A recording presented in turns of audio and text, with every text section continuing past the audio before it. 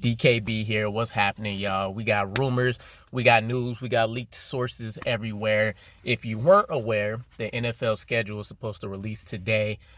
Should be 5 p.m. Pacific out here in my time zone, 8 o'clock Eastern Standard Time.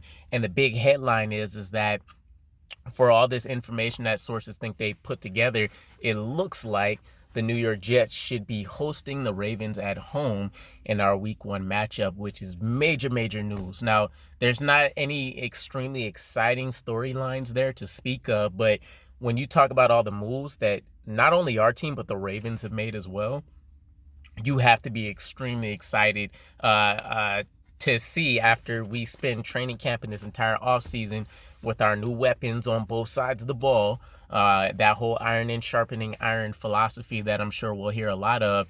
We get to go up against a playoff caliber team that went 8-9 last year, despite being absolutely decimated at every position, including quarterback, with Lamar Jackson. So for a team that's been, consistently a double-digit win team, and they just missed the playoff for the first time in 4 years, this is the best test to see if we're ready for battle right out of the gate. And I really can't be more excited for it. It's going to be great when you think about Lamar Jackson and that offense that they run. Very dynamic in terms of the run, RPO, run pass offense that they like to sprinkle in there, as well as their dynamic running game. They're getting their hurt running backs back.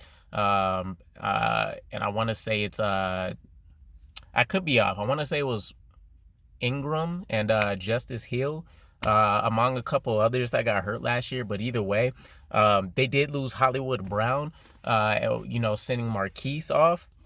But I think we have the edge in some areas, right? But I mean, we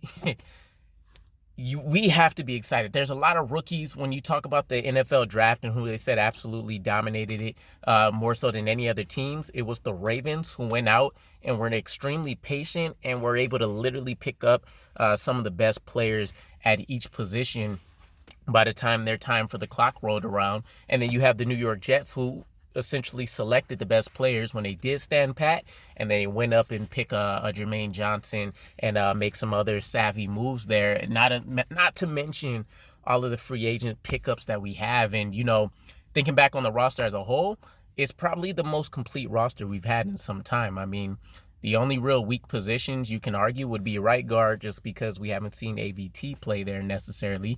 Center with Connor McGovern, just because it's been a little inconsistent. We need to see if he stays, at least statistically, in the top 10 rankings at the center position. And then the linebacking core. Safety is much improved, minus free safety. And the defensive line definitely got a huge overhaul. The wide receiver group has weapons that no other quarterbacks ever had. The tight end group has been completely transformed in terms of having veteran presences as well as depth. And then that running back room gets a huge influx between Breece Hall and then having a second-year running back in Michael Carter. So the stars are aligning, second-year offense, same coaching staff. We've even made the coaching staff a little bit more dynamic, which I've talked about in the past in terms of limiting who's going to directly be in Zach Wilson's ear. We have a very young coaching staff in and of itself, so not to undersell it or have an understatement in the coaching staff, but seeing what that development for them looks like heading into year 2 as well, against a very veteran and savvy coaching staff over there in Baltimore.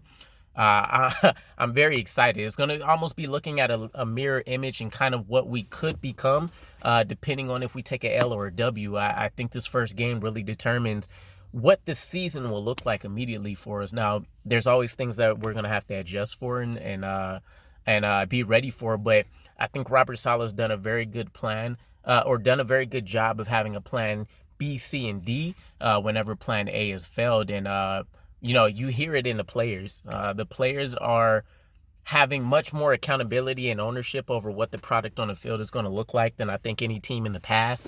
Before we used to have Bart Scotts that, can go out there, speak to the team, turn around, the performance on a week-to-week basis. But we were running off a lot of emotional energy back then in like the Rex Ryan area, whereas now I think it's more so just about learn what you need to do, maximize your skill set. Let's go out there and, dominate the opponent across from us. So I'm very excited to see Lamar Jackson in them. I think our biggest edge is definitely going to be in that cornerback room, even though we have some, the young Sauce Gardner over there, but we pick up DJ Reed. We still have Bryce Hall, so we're deep in that room, and we might be able to take advantage there of a team that necessarily hasn't had success in the passing game. At least in terms of the same way you see like the Chiefs and the Packers and teams like that. So let me know what your guys' thoughts are. Again, I can't wait to see the official schedule release and see if this stands pat or if we do go another route. But let me know what your guys' thoughts are if this Ravens matchup does stand pat. That said, I'll catch you guys again. Peace.